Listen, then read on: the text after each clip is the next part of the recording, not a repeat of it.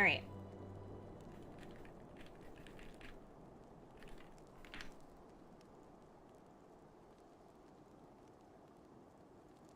Get into triple triad, however my inventory is screaming at me with how much I hoard crafting materials. So if you get into triple triad, if you learn the card, it doesn't stay in your inventory. You just have to use it and it goes in a separate inventory. It goes in your gold saucer inventory. It goes here in card list. So if you're worried about your inventory, triple triad is something that you don't really have to worry too much about, because you can learn them and they go in a separate inventory, and then if you have doubles, then you can just sell them to the card vendor in the gold saucer.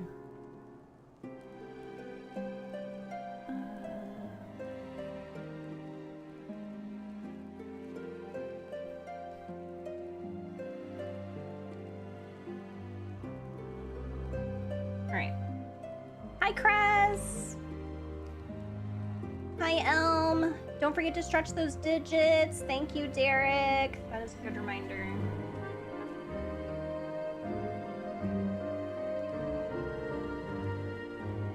Taking a break from World Prog to say hi. How is it going? Has anyone progressed? The last time that I saw people were like stuck at pretty much the same spots.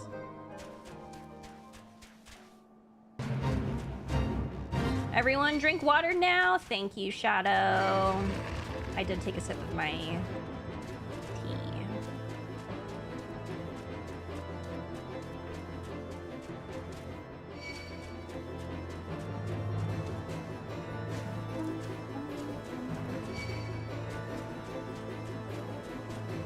Still stuck on the first major mechanic of phase 2. Okay, so nothing has really changed. This fight is crazy. Like, holy crap. I've dubbed it the Confetti Codex. I actually ordered 4 shots of espresso in my drink today. Pray for my heart. Oh my god. Good luck. I believe in you.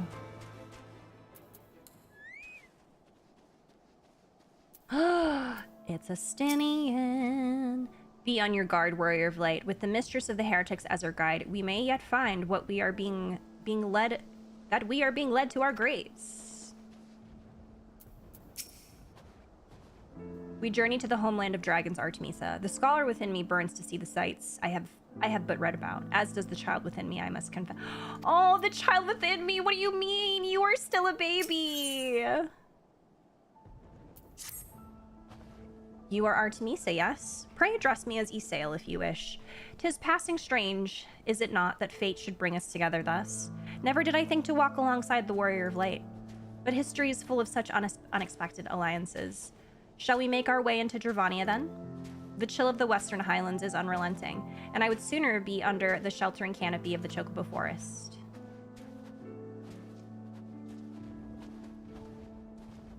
Always, Celine. I always believe in you. I overexerted my own due to a lot of contract work, despite owning an ergo mouse and keyboard. Those joint pains are real. No, I understand that so much. I have been feeling it in my hand and in my wrist, like, really bad. It happens whenever I get back into 14 and I like go really hard. I should probably look into an ergonomic mouse, to be honest. I'm still using an MMO mouse, which, you know, it helps when it comes to healing and stuff, but I don't think it's very great for my arthritis.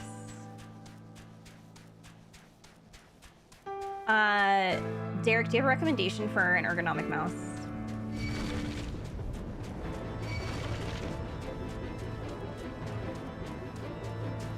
Using a controller has totally fixed my finger pain. Yeah, using a controller is a much better idea. It's much better for your wrists and whatnot than mouse and keyboard. Great for healing others, but what about healing you?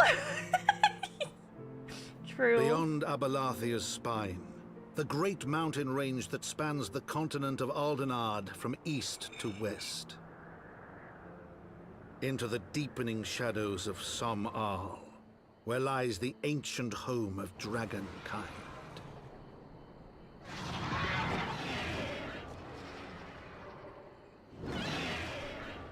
To a land where the soil slithers and the sky seethed with sinuous shapes.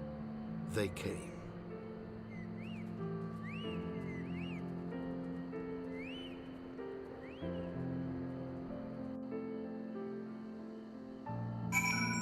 So pretty. No, Xbox controllers are actually, they're nice. They're probably my second favorite controller right now. I still prefer the Switch controllers. I don't know, they just feel really good in my hands. Not the Joy-Con, but like the Pro controllers.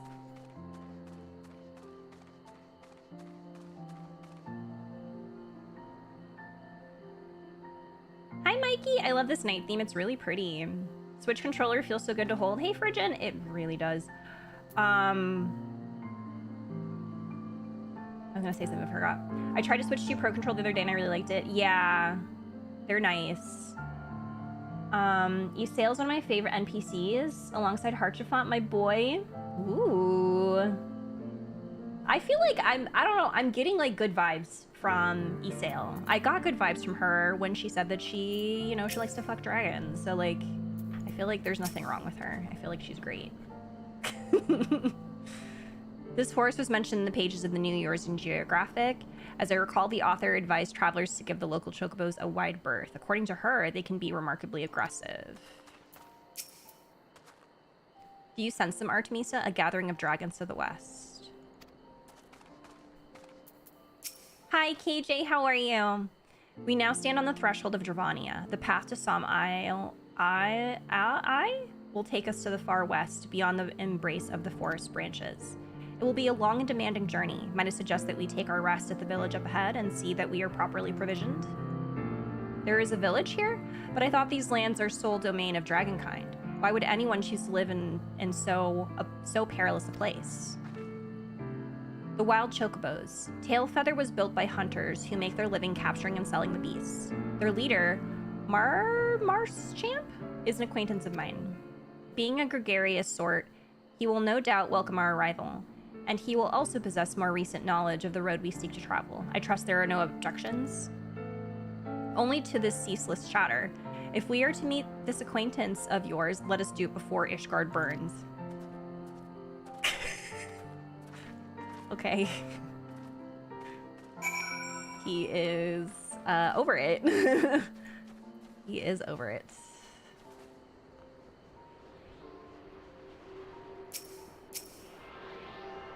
See, normally I'd recommend, have a recommendation. I have the Logi Ergo keyboard and mouse. However, I have learned from Split Ergo Reddit that a lot of that still will not solve if you're on the appropriate desk and arm height. On top of that, how the mouse and keyboard clicks and buttons spring back gradually. Oh.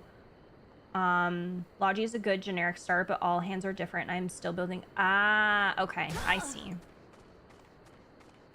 I will have to look into it more.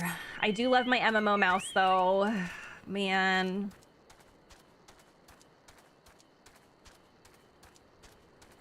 The Moonlander? Oh.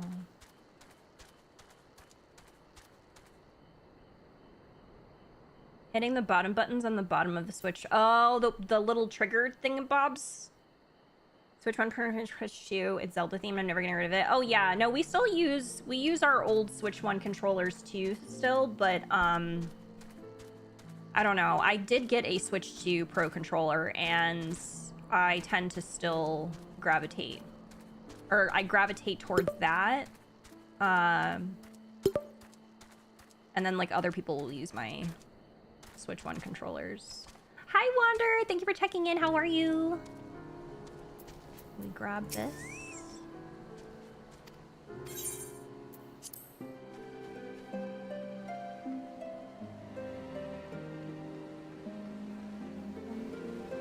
Oh, let me not forget. I need more games for my Switch 2. I have heard amazing things about Mina the Hollower, I think.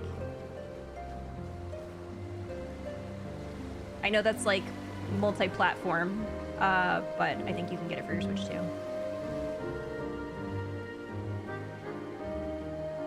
Player 2 gets a Sketchy and Cat's controller.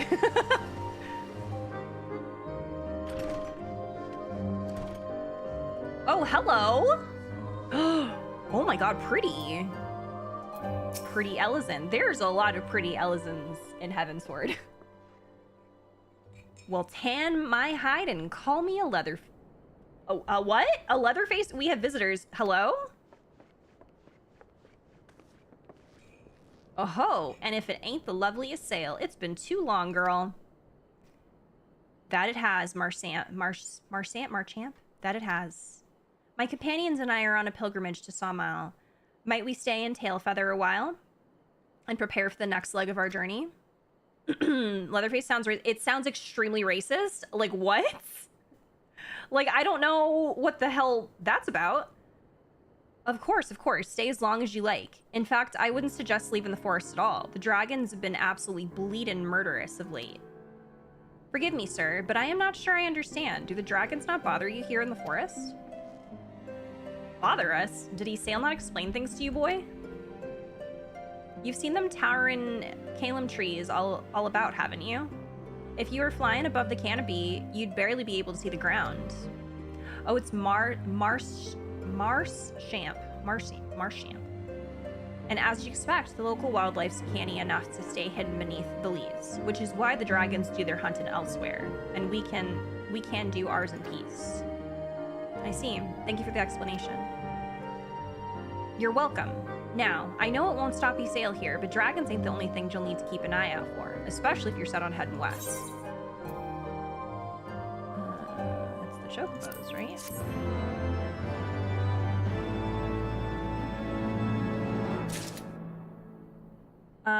I use my Pro Controller in handheld. I prop it on my work desk and play with the controller.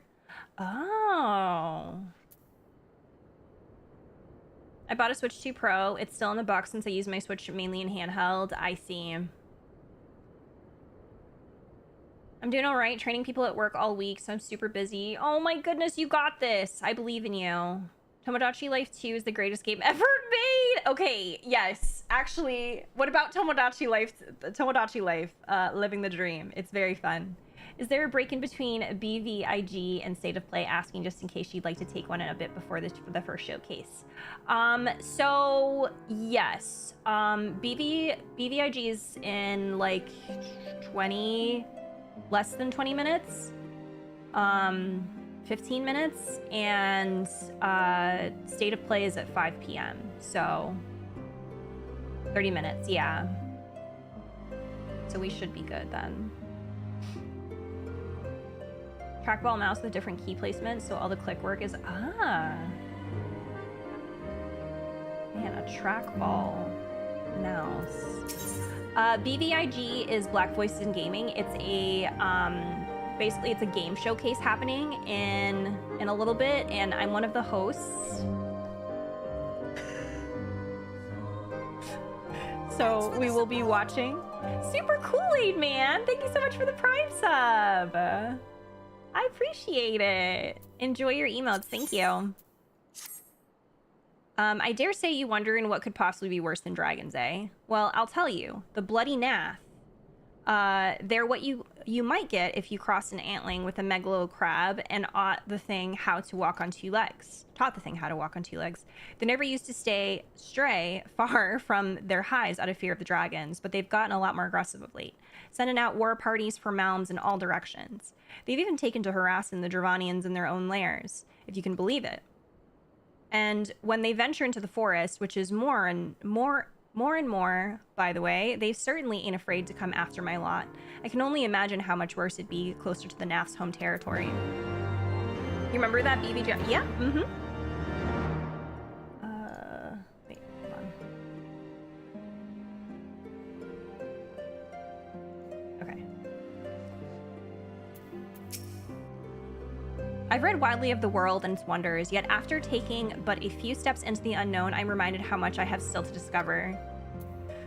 I love that he says that. It's like, he is very well aware that there is so much that he still needs to see. Like, yes, he has learned a lot, and he is very smart. And like, he's even said that, like, you know, he's read about these places and all that. But it's like so much different experiencing it and like being a part of it and like being there versus, you know, reading about it. These hunters scrabble in the shadow of dragons for naught but the love of coin. Greed inspires courage and madness in equal measure, it seems. He's educated but not experienced. Yeah, that's a good way to put it.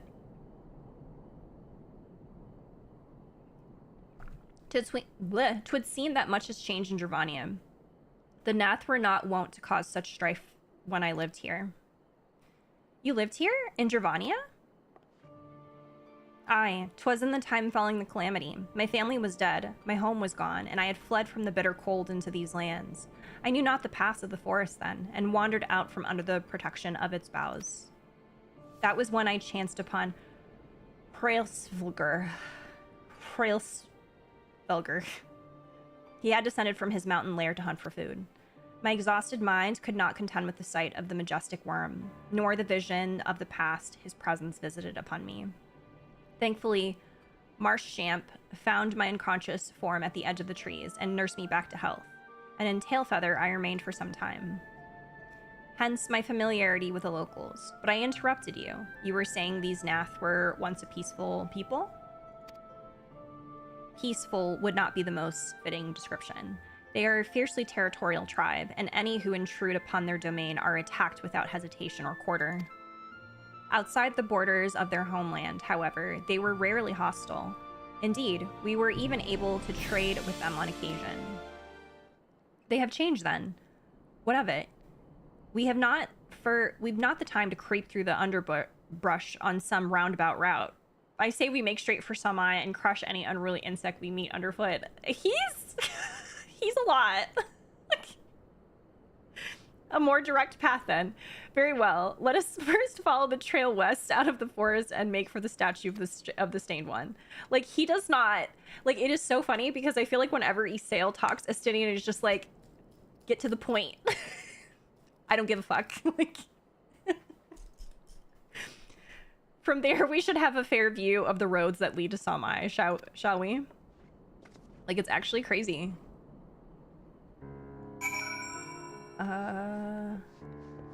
This way. The majestic worm. Prailsvelgr. I just noticed that there's a little baby chocobo that is running around. I was so confused. Where are your parents?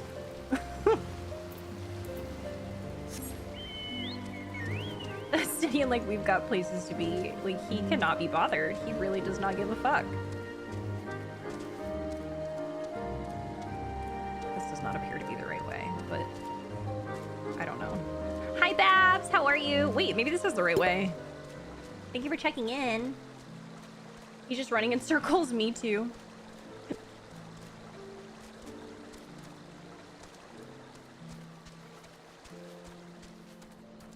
You're so eepy at work. I'm sorry. Hopefully the workday goes by quick.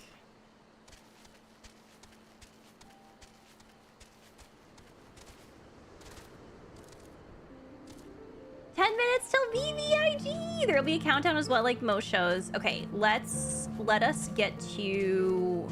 Let's get to this area, and then we will switch gears. We're gonna watch Black Voices in Gaming. Derek, how long is it?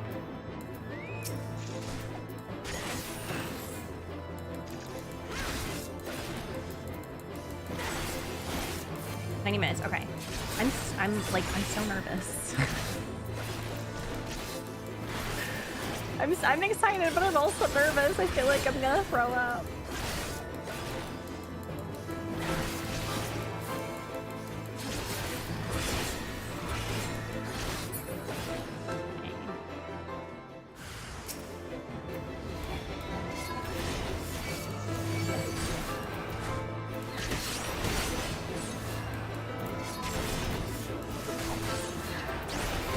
Nervous with the buttons because you did great. Thanks.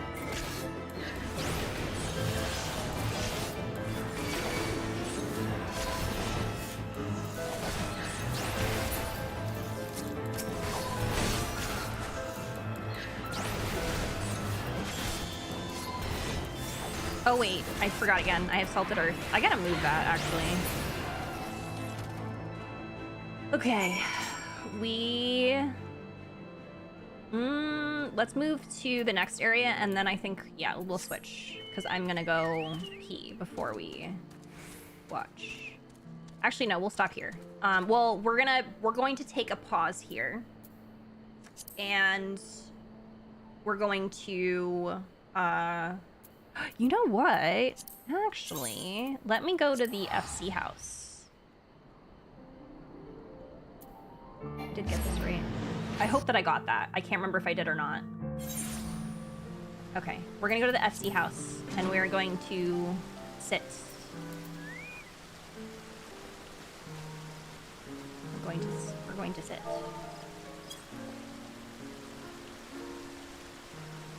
And then we shall turn that down. All right. It's, hang on.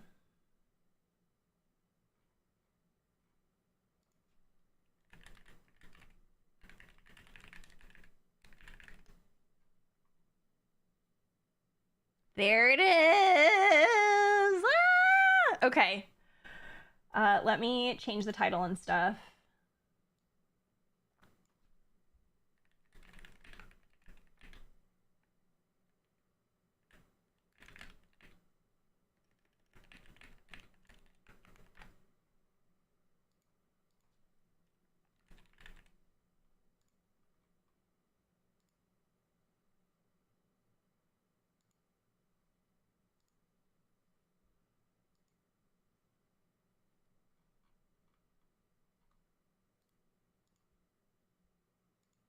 By the way, we will be continuing with 14 after we're done. So just a heads up on that. Why does it... Hello?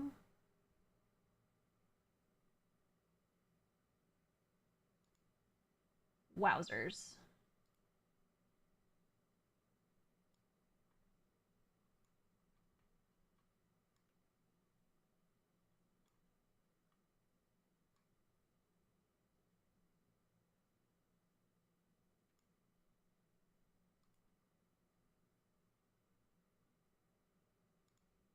Okay.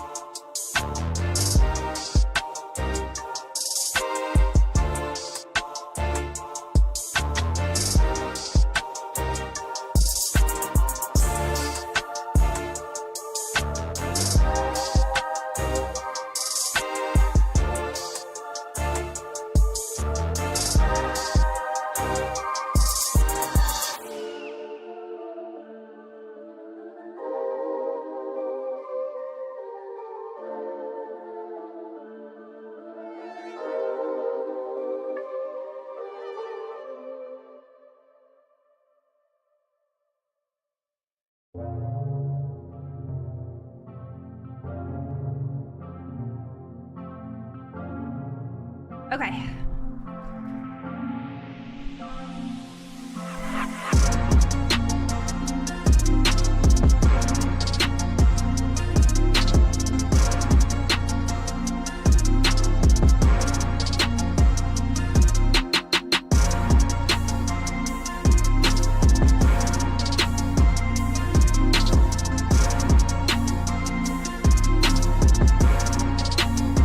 If anybody wants to share the post for Black Voices in Gaming, it's on here. It is on Blue Sky. If you would like to share it. Thank you.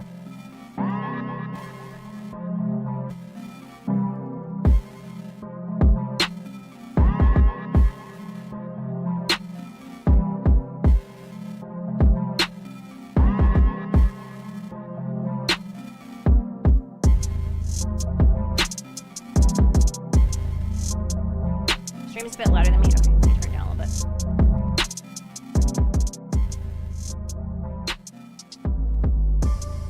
Is that okay? I don't want to like have it be too low.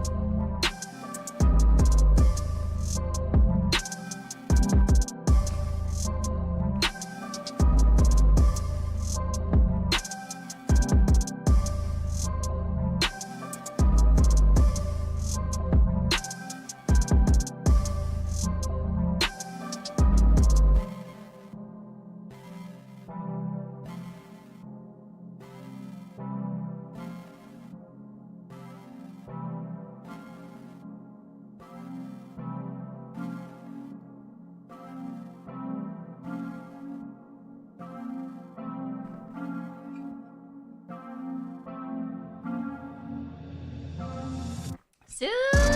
Oh my god.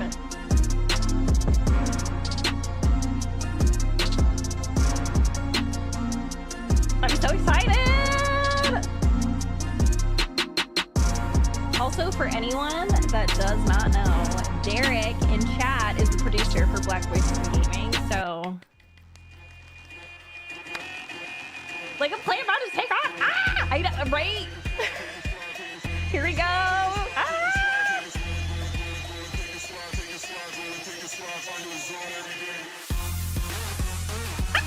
Oh my god. What is happening, my people, my people? My name is Justin Woodward, co-founder of Black Voices in Gaming, The Mix, and the nonprofit Experience Studios. It is a scorching, sizzling summer, and we're kicking the door, waving the fofo with our annual Black Voices in Gaming Summer Showcase for 2026. Our mission is simple. We help support and celebrate developers through grants, network connections, publishers, investors, platforms, and of course, the community of you guys ready. Hell and yeah. the culture. This BVIG, we are proud to showcase trailers, interviews, and gameplay sessions with some dope developers. Before we get started, we want to thank our sponsors, Raw Fury, Aurora Broadcasting, No Rivals, The Mix, and our broadcasting partners, Summer Game Fest. Thank you guys for supporting us. IGN, Twitch, GameSpot, and Steam. Yes, Steam. Please wish list or purchase the games you see in the show through the QR code that pops up. We are coming up on our third year with the XP Fund, where we help fund grants through an accelerator program that will get these games made. Hi, if you're Mystic. interested in supporting these games through charity, please follow the QR code on the screen when it pops up. And if you're interested in investment opportunities, please hit us up as well. Without further delay, I'm gonna pass the mic to Lori and Curtis Baxter to get into the first game. Thanks, Justin. My name is Curtis, and I am joined by my incredible host, a fantastic content creator by the name of... Hi, my name is Lori, and I'm so excited to be here today with you, Curtis, for all of the trailers, all of the announcements. I know, I think it's going to be jam-packed, so I don't know about you, but I want to get right into it. You down with that? Yes, let's do it. All right. Hey, my name's Graham. I'm a Jamaican game developer, and this is my cozy island builder, Orlands. It's a game focused on creativity. No pressure, no rules to follow, just pure vibes. It's up to you to create whatever kind of island you want. Okay, wait. Whether it's a lush forest campsite or a vast deserted island. This game. Orlands has dozens of things for you to decorate your islands with. And once you take a break from building, even more things are waiting to be found. Just poke around. There are a ton of delightful surprises for you to experience. No, Curtis is literally so cool. Now, once you think you're done, show off your hard work by making postcards and sharing them with your friends, because good things should always be shared. Day or night, rain or shine, come and craft your little slice of paradise right here in our lands. Already gonna add it to my wish list. A princess, once beautiful beyond wonders of the flesh, now crawled the earth as her demonic mass pulsated Hi, Wolf. lifelessly.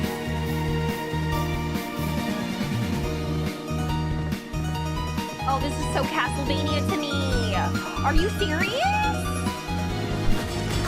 Hi, Alba. How are you?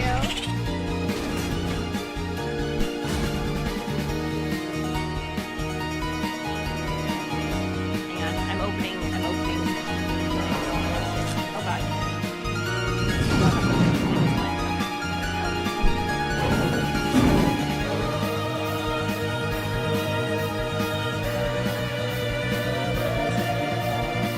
No, like this is beautiful. I'm adding to my wish list too. Yes, and I think it was already mentioned, but if y'all have any interest in these games, make sure to wish list them because it does help Death a whole lot. So, it's just free support. If it's something that you think you might get, like, or that you're interested, just wish list it.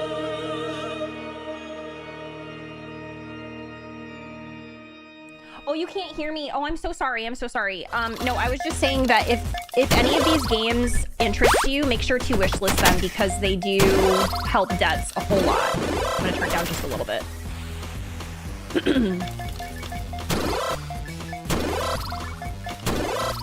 Oh, this is really this right. Wait, is this like Mancala? It kind of is, yeah. Can y'all hear me better now?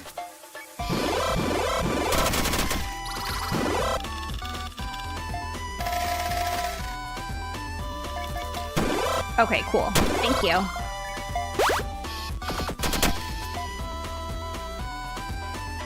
Oh, it's like a, what's it called? I can't remember the name of it. Can't remember the name of the genre. Yeah, like, you die, and then you start again, but, like, you're buffed, basically.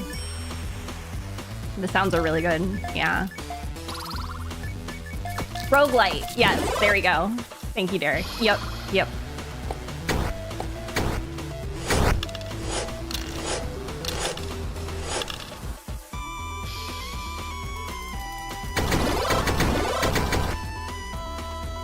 December 2026 planned release, though. That's okay. They take their time.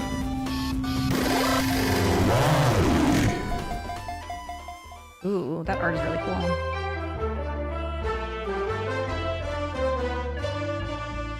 Wait!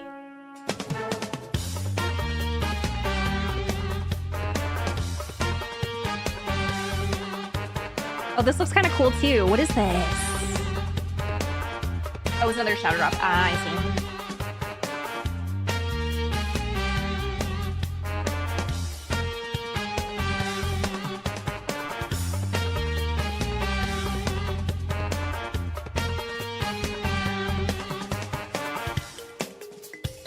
Oh, wait, what?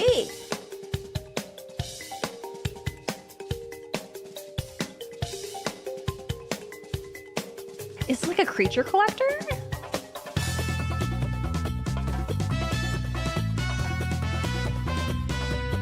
Oh yeah, it kind of reminds me a little bit of like Pokemon-esque. Yeah. Pokemon meets farming. That's what it feels like for sure. I love that. Okay, this one's on Kickstarter.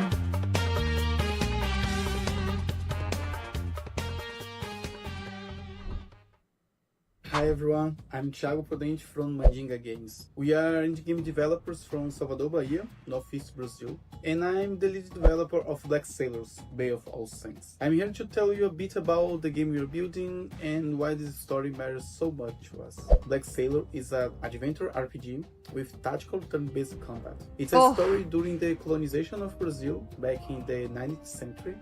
Oh, About wow. a group of enslaved Africans who refused to accept their fate. So they rebelled, seized control of a slave ship, and became pirates. Okay, this sounds fighting back amazing. against the Portuguese colonial oppression in the Bay of All Saints. It's a decolonial game. That means we are shifting Thank the you. landscape here. Thank you for We are sharing, so Derek. used to seeing history and games told from the perspective of the conqueror or the explorer. But in Black Sailors, we flip that logic. We take the power out of the hands Hell of the yeah. colonizer and put it in the hands of the enslaved and oppressed.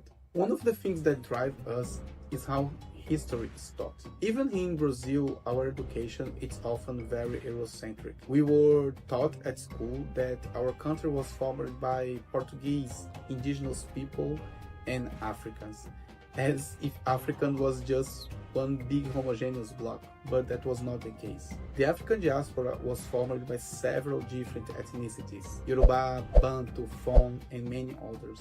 Each had their own unique culture, cosmology, and customs. Some were even rival back in Africa. This but they is- were this forced is to incredible. the same struggle here.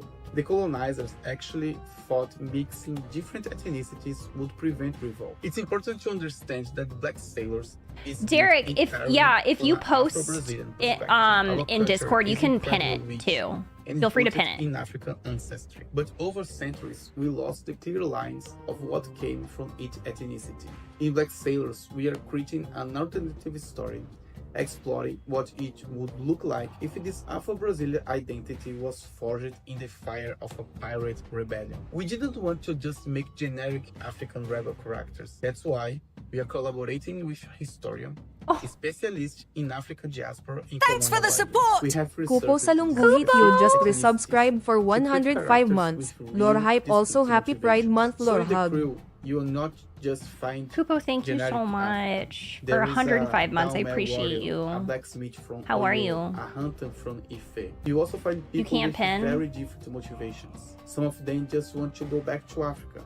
Others want to build a full-scale rebellion and dominate the bay. And some have lost everything. I gotcha. And they are driven just by revenge. These clashing motivations create dynamic All right, it's conflict pinned. between them that evolve as you play. When the game Thank you for begins, sharing. They have just taken control of the ship. I They gotta don't figure know out why each other yet, but they can't pin. quickly realize they will have to overcome their differences if they want to survive. Your role as the player is to manage this crew and assign them to specific functions on the ship. So, if you want the ship to move faster, you need to put more people on the sails. If you want the ship to shoot back, you need to put more people on the guns. This is how you play your revolution. It's a turn-based strategy experience divided into two phases. I wanna play this the so planning bad. phase, where you manage your crew, analyze enemy movements, track enemy So builds, many and video game decide your things. strategy.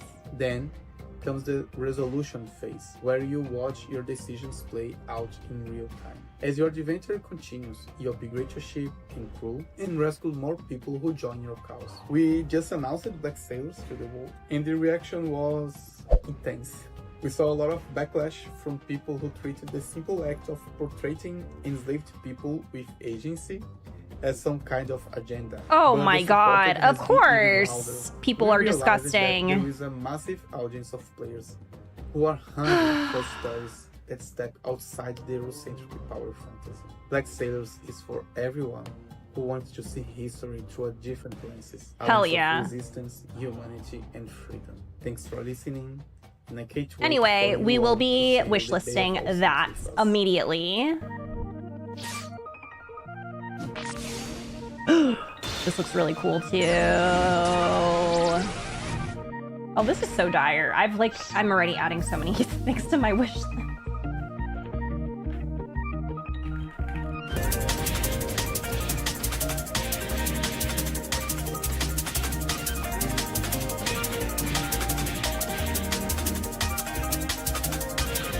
Mecha! Kind of. A little bit. People are being the same in SGS Twitch chat, so avoid that spot. They have no moderation, it seems. Of course not. Disgusting. Yeah, no, we're actually watching on the Black Voices and Gaming channel. We're not watching in SGF. What's up? Yeah. All right. Well, that was an incredible trailer for Netcode Warriors. I am joined by my co-host, Derek Fields, and right now we also happen to have the CEO and game director of Sun Studios, Shay Goon look at O'Shea. it. Daddy's watching this in his How are office, you? actually. Wait, But I yeah, thought you Good, were I'm so good. close. Glad to be here. How's everybody doing? knock on the door. Well, no, happy to be checking out this game. So, I mean, right off the bat, these are totally new characters, right? Totally new IP. Can you kind of Correct, walk us through the entire development process? Yeah. So we've been working on Netcode Warriors since 2020. So it's been a hot minute. The kind of earliest days were a lot of ideation kind of phase. Like, what does this IP mean? Like, what is it about? Like, kind of figuring out some of the story and lore aspects, and kind of honing in like how we were going to reference our inspirations and things like that. Once we were able to kind of communicate with Watanabe-san and Moriyama-san, so those are the guys from Japan who actually worked on the Digimon IP. Kenji is like one of the original kind of creators and designers of the Digimon IP. It was Derek. Once we were able to kind of talk with those guys and get more of a hone in on the art style, I think that kind of like we were off to the races at that point. We also had other very talented designers. Ivan Fiorelli, famously, I think has done like some stuff for Fantastic Four comic. I think he was the penciler for Fantastic Four for a couple of years. Mitch Lucas has a pretty famous webtoon that's in development called Project Divider. So a lot of very talented artists kind of help shape the artistic vision of the game. My inspirations for art generally are always going to be based on my background. So I'm Nigerian. So for instance, the main character is Yoruba. I'm Yoruba, so the Yoruba tribe. That was important to me, but also bringing in some of the things from my childhood that really stood out to me artistically and stylistically. So very Shibuya punk and grind fiction inspired. You have a lot of like kind of streetwear and street culture kind of aspects that are kind of baked into some of the art and especially the human characters, but then the transformations into these like larger than life like warriors. We call them code warriors. It's very Sentai inspired, very Power Rangers inspired. So those are like bringing in a lot of like aspects of things I grew up with, like Mega Man Battle Network and other franchises like that really shaped the vision of like the IP and everything like that. But yeah, rock on. It's easy to see for me coming from like a similar background in terms of influences and the types of media that I was growing up with. Those influences, like, they breathe all throughout Netcode Warriors. There's something that you nudged on that I would love to hear more about. One of my favorite topics is talking about cultural intersection and how these different inspirations can come together to breathe new life.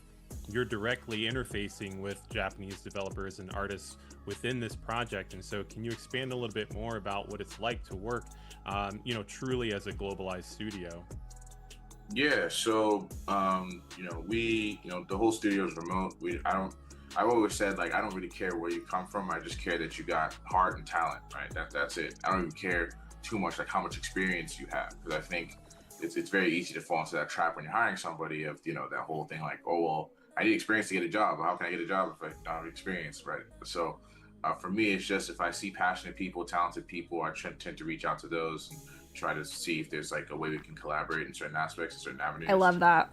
In regards to the globalization of everything, people from all over the world, from Spain, from Indonesia, animation team, the riggers, animators from Brazil, and so like the team is kind of worldwide, kind of by necessity, because we want the best people that we can bring onto the project. In regards to working with the Japanese guys specifically, definitely language barrier was kind of hard to overcome. You're like translating emails back and forth, trying to make sure that you're not saying anything that they can be perceived as like offensive and incorrect. Like you want to make sure you're culturally sensitive to whoever you're speaking to and kind of the background, especially some of these guys who are very well known in the industry for the kind of work they've done. It was very important for us to always approach those conversations with respect and make sure that the people who we're talking with, that they're creatively and artistically being fulfilled by the work we're asking them to do. yeah, I'd say that's kind of our general approach to how we do stuff. So, I mean, in game development, we all know it's not easy, especially when you're running a team, and especially when you have a globalized team, like you do. Can you speak to a little bit of the challenges that kind of come up and kind of how you kind of triumphed over them? Yeah, you know, I'd be lying if I said I've got this part down 100%. You know, I'm still growing, learning every day. Part of it is just trying to be as flexible as you can with time zones. Time zones can be a big thing, right? Time zones. I just don't get a lot of sleep, you know, because I'm like talking with people in Spain who are 4 hours ahead, or Japan who are 12, 14 hours ahead, or whatever, right? So like sometimes it's me being up at 3 a.m. but needing to be up at 8 a.m. to do something, right? Oh God. So the reality is like sometimes it's I think we would all be so much more powerful without time zones. Mentally taxing. I'm sure my girlfriend would love to see me more. But at times, life demands that to achieve greatness, you must do great things, right? So yeah, I hold myself to a very high standard in regards to how I do work and how I operate and everything like that. And I can't expect everybody to put in 100% if I'm not putting in 100%, right? 110%, whatever I have to give, I give. Stupid Because rotund earth. Projects that we're working on as a studio, they're very important to me. I'm very passionate about them. To me, Sun Studios is poised to be like one of the next premier like fighting game developers, at least based out of the West, right? If we do things correctly, and if we make sure that we're precise and very calculated with how we do things, and that we put our heart into it. So that's kind of my approach to that. As a fighting game, this means that we're entering into the fighting game community and entering into a nuance for things like iframes and move cancellations and like hitbox coordination. Yeah. I am Hi, Dora. arbitrarily gesturing at this as just a fighting game couch player.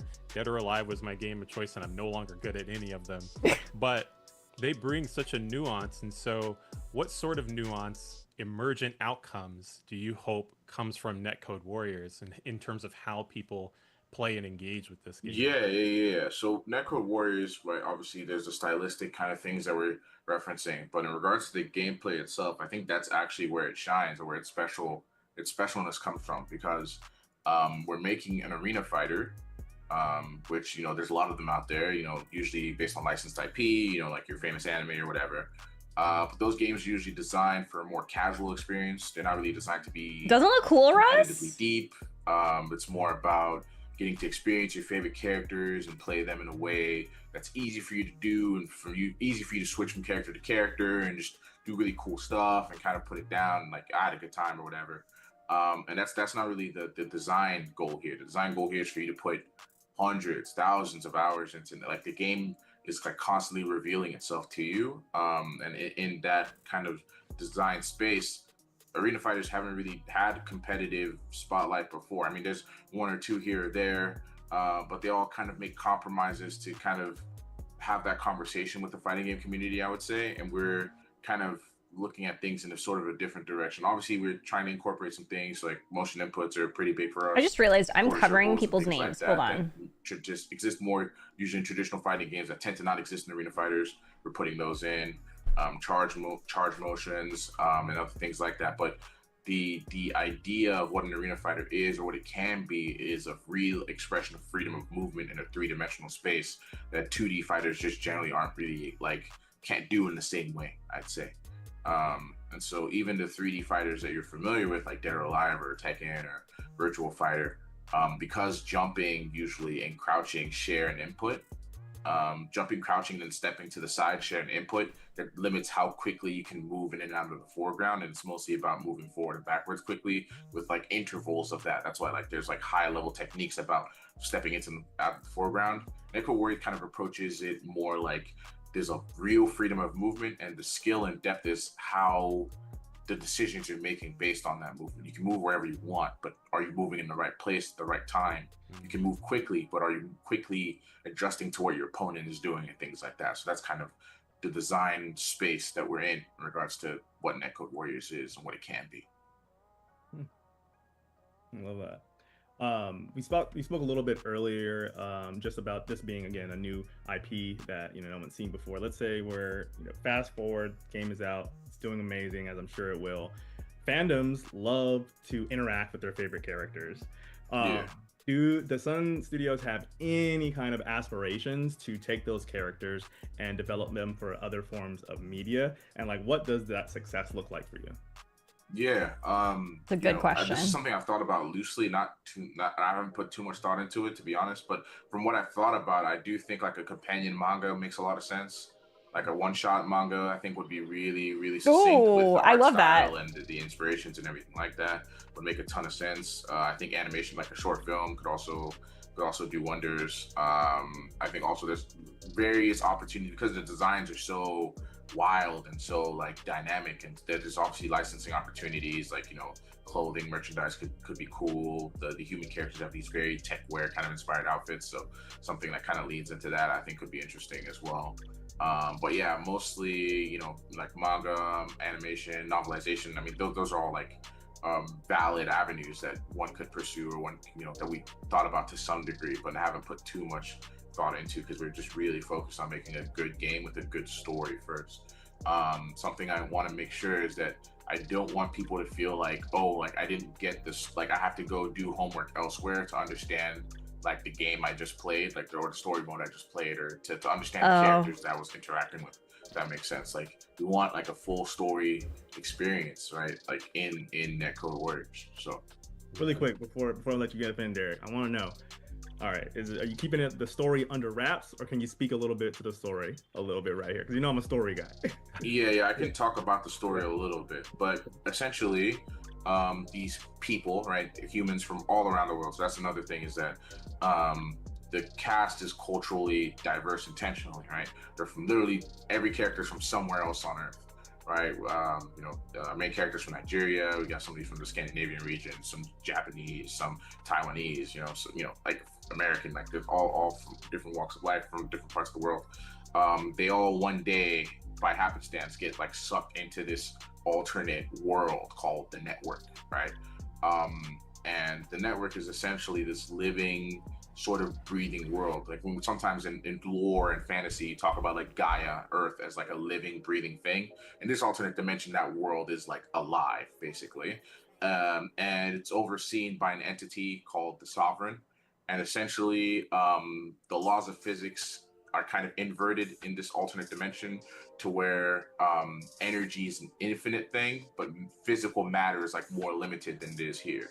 The humans kind of quickly realize that, like, oh, if we could funnel this energy to Earth, then we would have potentially unlimited energy, and shenanigans ensue. That's basically the gist, the kind of surface level gist of the story. Love it. Love a good story, and I'm glad that you expand on that a little bit. It relates to a lot of what I was thinking about. There was a nugget that you mentioned about the story, about a lot to do with the game's identity, and the expectation of players committing an amount of time to it so that they don't feel like that they have to do homework outside of the game to drive a connection with it. Games now are emerging in a space where let me rephrase and say, all media is emerging into a space where they are competing with each other. So whether you're a game or a cartoon or a movie, the attention space is like a continuously crowded economy. And so, looking to keep your players in this environment in hopes that they will dedicate that time and expand upon the story. It sounds like a huge undertaking, one that it commands, standing out with some of these other arena fighters that you were pointing to. What do you think about that? Emerging into a saturated space, emerging into a space where, the goal of keeping players attuned to the game is going to be really important. Are there other elements that are going along with the story to keep people coming back for more? Yeah, that's such a good question, Derek. Oh my God. The competitive kind of drive. The game needs to be deep, right? From a competitive standpoint, to have a sustainable player base that sustains over time. I think another thing also is like, that's such a good question. Fighting games, like you need to show your. There are so many games that require put more time into it outside of just art or games, media, just in general. Downloadable content, the games especially. There are so many games that require you to log on daily, and it's just like, man. Conversations we're having and plans plans we're making. Obviously can't speak to anything definitively like that at this time, but all conversations we're having about how to make sure that Netcode Warriors is it's not just a game, it's an intellectual property, right? That can extend past just the game itself, right? Yeah. You know, like whether, you know, we get to make like a Netcode Warriors 2 or 3 or whatever, right? Like we've already had conversations about some of the story elements that would play into Netcode Warriors 2 if we were to. Ooh, okay. And we have some very interesting kind of, you know, fighting games are very hard to market. You need to show players that there's something, either you usually need IP or something unique or something they're familiar with, something to grab them or bring them in. So one thing is obviously like character designers who've worked at Marvel and worked in, you know, Bandai and Digimon, like that was like one pull. Another pull that I can't go into too much detail about, but I can basically explain is that we got some pretty prominent content creators in the fighting game community to agree to give to let us use their likenesses actually as characters in the game, as playable characters in the game. So that's exciting. Something I'm super excited about, because I think it really creates this like fandom kind of relationship between the game and those content creators and their communities, right? That I think will really, you know, accent kind of the IP in an interesting way. Cool. To remind folks watching, you are both the CEO of Sun Studios and also the game director. So you're actually covering multiple projects at a time. Yeah. Talk to us about like what does your typical day look like when we're talking about literally being part of crafting the business, which is the games in your case, but then also having to operate also on the kind of business side of things. Yeah. So, you know, we're currently so fully self-funded.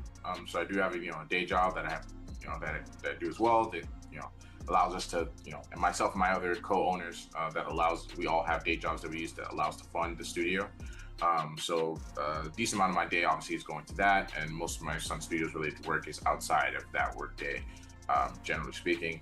I mentioned earlier I don't get a lot of sleep. I wasn't hyperbolizing. That's just like generally how things are right now. Oh no. I'm the game director on both this and our other fighting game project, Saturday and Battle Manga. So I'm the game director on both of those projects at the same time, and so that does demand a lot of my attention because a lot of people, you know, need information about what to do, when to do it, and kind of, you know, making sure we hit our deadlines, our marketing kind of goals, and everything like that. So those are kind of different kind of facets that play into how my schedule lines up, but I don't have a specific, like, here's what I do at 8 a.m. and here's what I do at, you know, because sometimes, like, you know, things are the way they are, you know. Yeah. If you're creative, if you're a game director, we know that, you know, some of those regimented moments kind of feel like locking ourselves into a box. Oh no. Jesse, it's been a pleasure to learn more about Netcode Warriors and understand what you and Sun Studios are doing for not only this, but the other projects that have been alluded to during this conversation. With the limited time that we've had, I've already learned so much, but is there anything that we maybe didn't get a chance to cover that you would like players to know about before we wrap up? Yeah, I think, you know, for us specifically, marketing has been a thing that we would like to do more of, right? I think we're planning on setting up, I mean, by the time this goes out, we probably should have like a Discord server people can join to kind of have community and talk with each other about the game and the characters that have been revealed and have more speculation about the story and different things like that. We want to, you know, kind of announce some of the voice actors that we kind of had conversations with and cast for some of the roles and as well. So yeah, the game's kind of ramping up and the development's kind of ramping up in a very interesting way. I obviously cannot give a definitive release date for the game at this time, but the plan is to release it next year at some point. That I can say that now. Yeah. Next year, that's the plan. Exciting. Yeah. Well, this has been terrific just chatting with you, getting to know a little bit more about you, about Sun Studios, and about Netcode Warriors. I appreciate this conversation a lot, guys. It was a lot of fun. If you like what we're doing, then scan the QR code and consider. That was a great interview. Y'all did amazing. Represented indie developers to help move their projects across the next stage of development. Now, let's get back to some more trailers. Ooh, what is this? Rogue Eclipse. Okay, I just put myself over here, but now I'm hiding the name of the game. I need to figure out where to put me.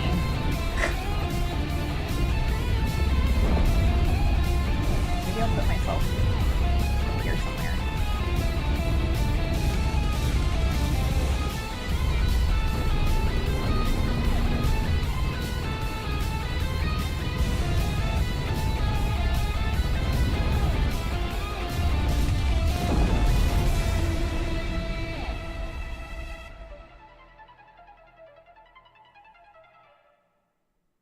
Okay. Pay attention, adversary. Scramble Star Crossing. This time will be different.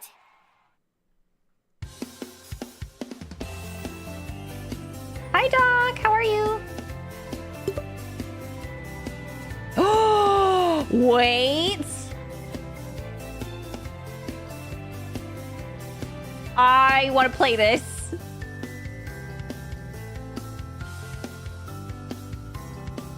Hold on. I want to play this. I want to play this.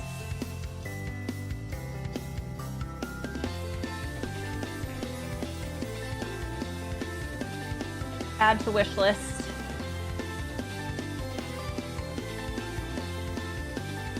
Just got home with coffee and donuts. Oh, hell yeah. A treat.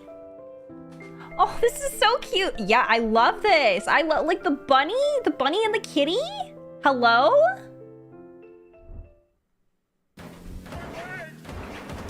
Truck Coon is supporting me from another world. What is this?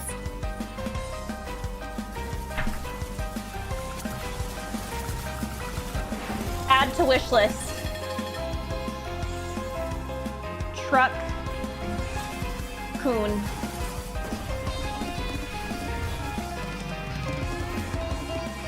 Okay, hello? It literally says similar games you played. Sonic Adventure 2 and Sonic Adventure. What?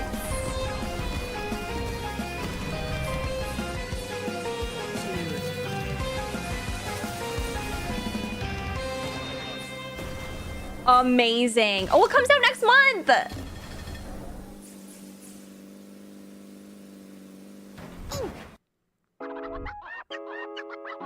Saturday AM Battle Manga. Oh, it's by Sun Studios. It's time for a new hero.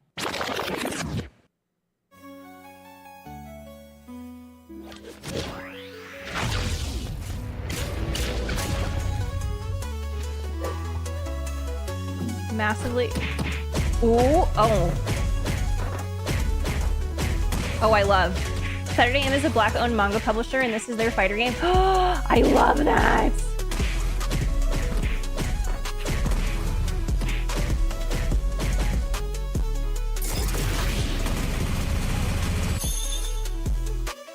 Oh, this looks so cool. Demo coming soon. Plum Road Tea Dream is gonna be a look into the life of S, which is my alter ego. So it's like a semi-autobiographical game. And S makes these virtual spaces for themselves that they call sanctuaries. Oh. Out of a wish or a need for a world that is more safe, or for a world that accommodates better for grief and sadness, or for a world where they can imagine versions of themselves that like somehow find a hard time existing in real life. Oh, I'm tearing up. My name is Samuel Baido. I'm 33 years old. I'm based in Antwerp, Belgium. I work as a theater maker, performer, and mentor. And in the last 3-4 years, I've also been working as a game designer. I think it's a game that can be enjoyed by experienced players, but also by people that have no previous experience with video gaming. Next to walking being the main action, some of the things you will come across are like interactable words like read or sit or listen. Those are like some of the interactions you can do in the game. Reflect. So it's rather simple. I think it's really about the experience, about getting to know the story of S, and spending time in these virtual sanctuaries. Oh, I love this. There are sanctuaries created for rest, sleep, and dreams, but there is also a sanctuary that kind of encapsulates a painful, even traumatic memory, I would say. There is a sanctuary that questions how we can grieve for people that we don't know but feel close to or feel connected to. So this is like almost a game inside of a game. It's just a circle of chairs with names on them. Oh. But I'll read out the little plaque with information. Sit with them. I hope to turn this into a game one day. A game where you walk and encounter names on chairs. A list of names of people of color in Belgium who were killed by the police. I wonder what it would be like to sit with them around a campfire. Okay. There is the homeworld I'm that getting connects emotional. all of the sanctuaries, and in the homeworld, different iterations of S live. I call them NPCs, non-playable characters, and you can chat with them. And a big part of the game is actually to kind of help them get unstuck, or to help them heal in some kind of way. I think the game is important to me for many different reasons. The creation of the game was really triggered by this traumatic event that's out of my youth that surfaced during the lockdown. A very painful rupture that I had with my father because of my sexuality. And already very early on, because of playtesting the game or kind of having these open door moments where people could come and test the game, I noticed that it really resonated with a lot of people, and that the game opened for them maybe some ways of like reflecting or philosophizing on the topics that it offers. I would get messages that would be like, wow, you inspired me to start writing again, like I'm journaling again. Somehow sharing this very personal story made a lot of people feel really seen. I also think Plum Road Tea Dream is important to me because it's like this hugely collaborative work. There are often comments on this work of like, whoa, I never thought about making games by 3D scanning clay sculptures that you make in real life. Or we also made this theater piece out of Plum Road Tea Dream, and there people are like, okay, you're using a video game as a medium for a live performance. I've never seen this. So I also think we pushed some boundaries in some ways and kind of bridged the game sector and the arts a little bit more. And we're just hoping that a lot of people find their way to it, play it, and enjoy it, and that it triggers something for them, that they get something out of it. Oh, it comes out next month too. I can't wait. I can't wait to play this. This sounds like it's going to destroy me. Hello and welcome back. I am joined by my lovely co-host Lori. Hello. And also here we have combat designer and also my former colleague, Stephen O. How are you? I'm good. How are y'all? Hanging in there. Weird time, but you know. Sure. But it's good to see you again, you know? Yeah, it's been a while. So let's just jump right in and get started. Can you talk to us a little bit about kind of your path to becoming a combat designer?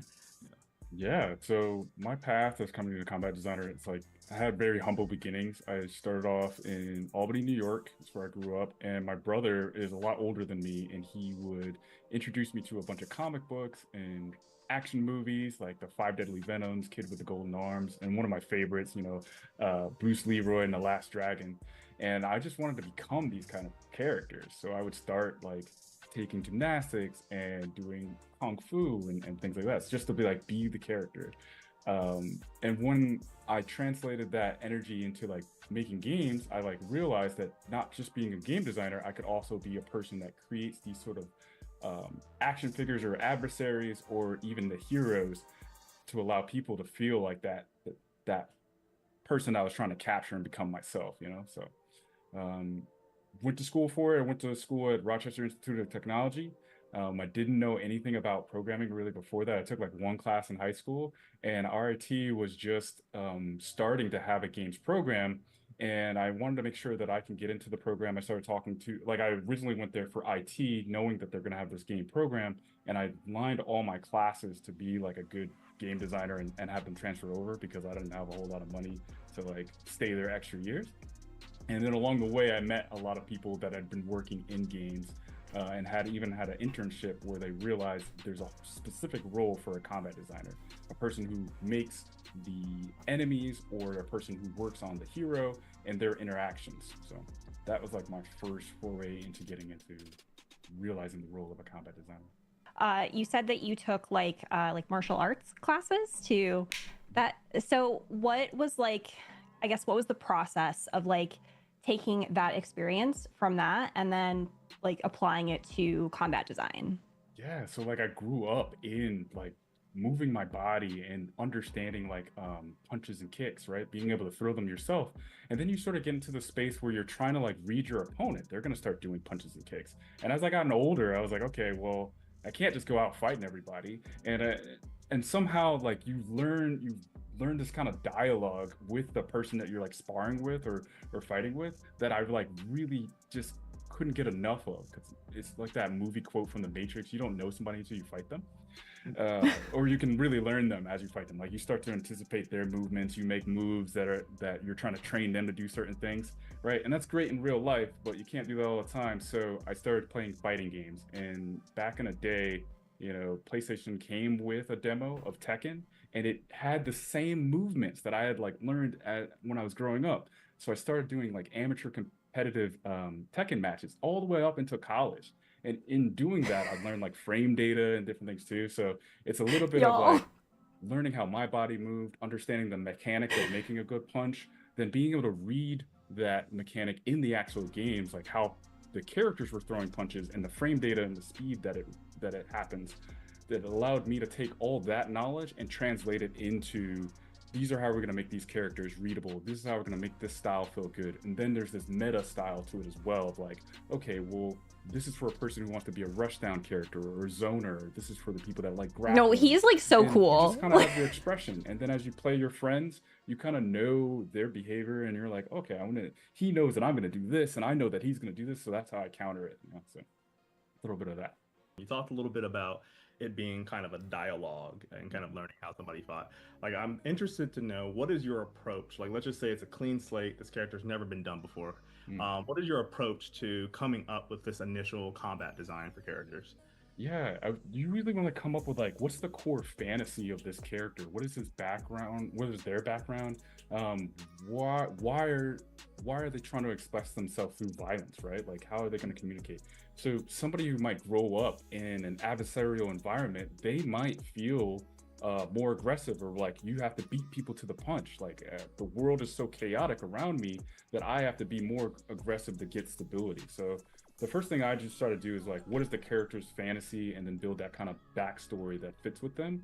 And then I look at gameplay moments that are going to support that. Like I just mentioned, if the person has to be hyper aggressive, then I'm like, okay, maybe their stance is always going to be slightly forward, and they're going to be a more aggressive pose, and they're going to have more dominating moves that like either armored, or armored meaning like they absorb a hit while they're giving a hit.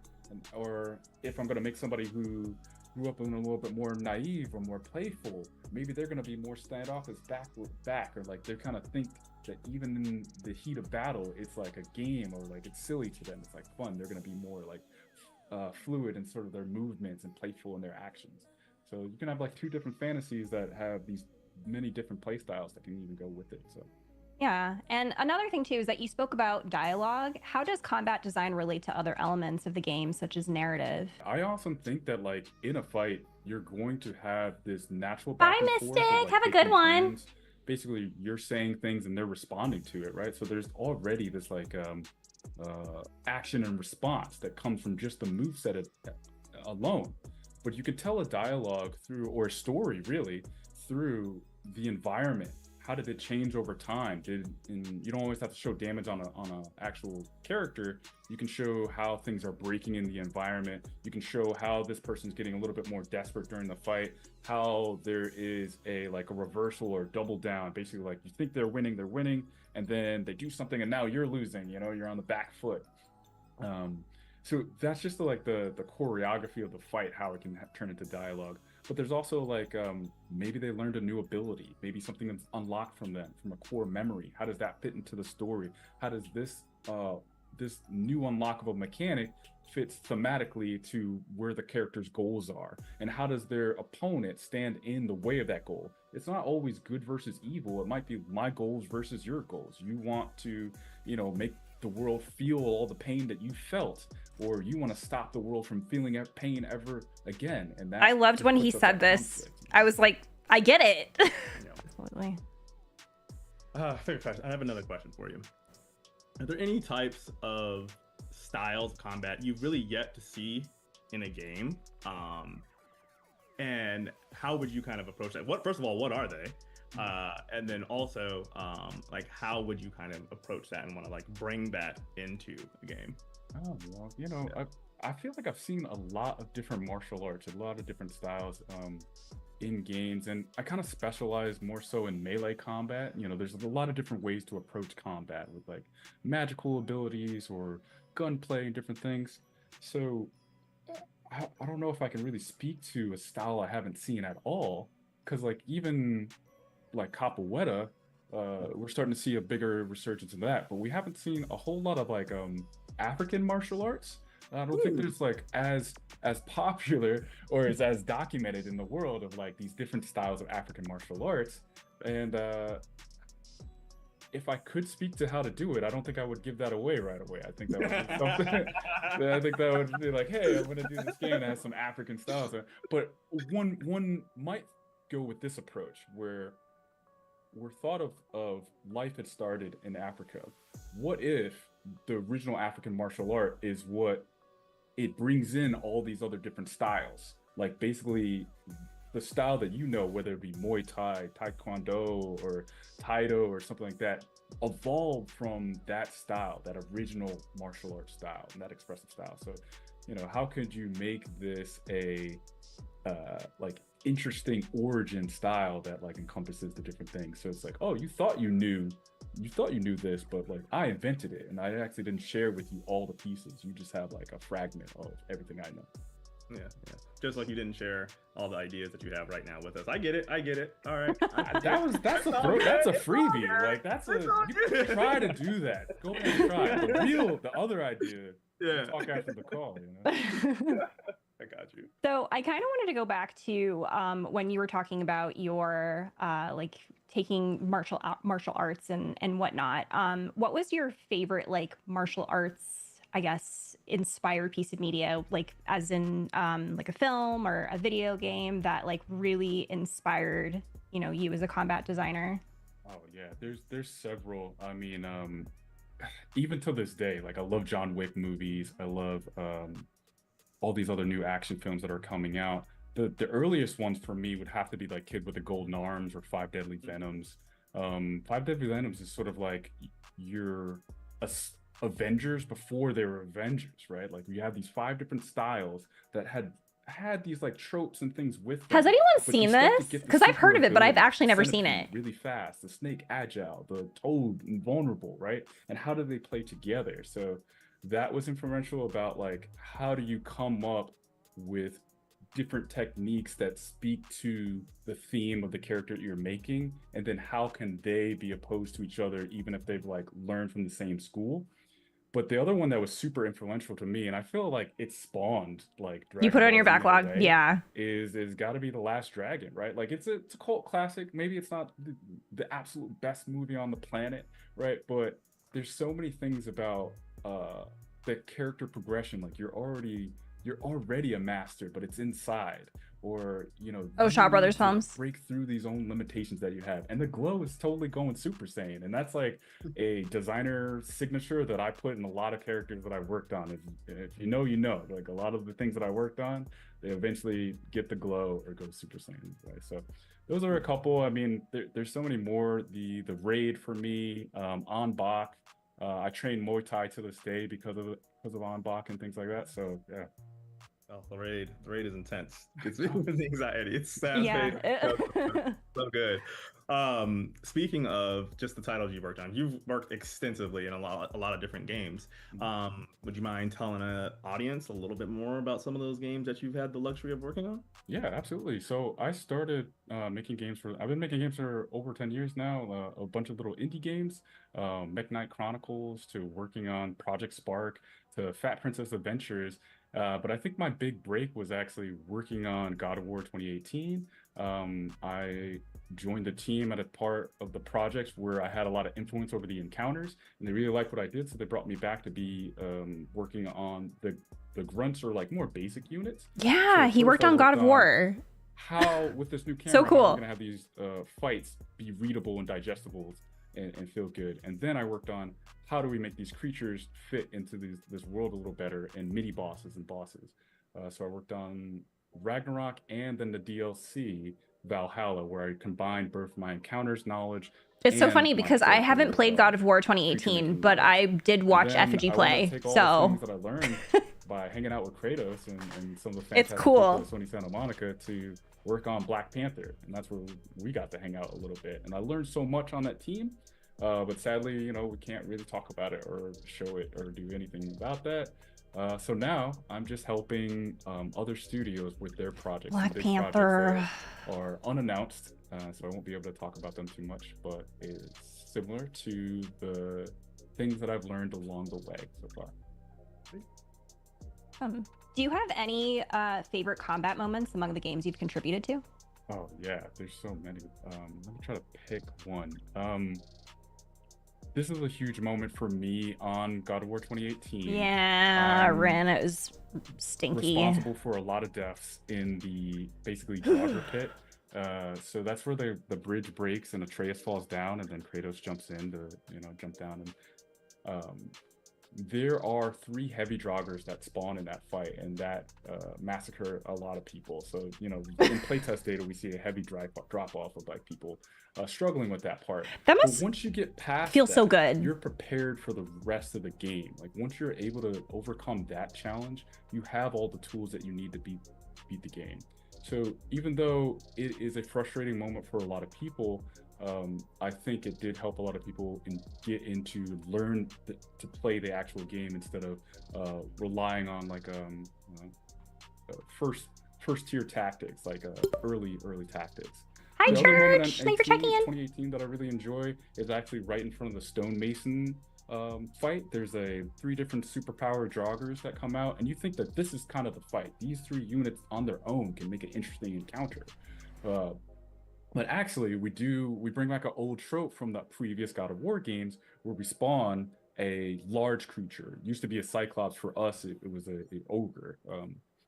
And then we spawn another ogre. So right when you think like you fought this one challenging fight to like now there's an ogre, and then there's like 2 ogres. How am I ever gonna do this? But it's set up in such a way that the pacing of the encounter empowers you to get over it. So you're at first you feel I love fights like that. But as you overcome that, They make fight, you you're feel like, so yeah, good. I am awesome. I am the God of War. I totally can handle all these things. So those 2 moments, like frustrating moment that turns into like now you have the skills to beat the game, and then I was scared. Hi, but Dolce. it's How are actually a you? totally doable fight.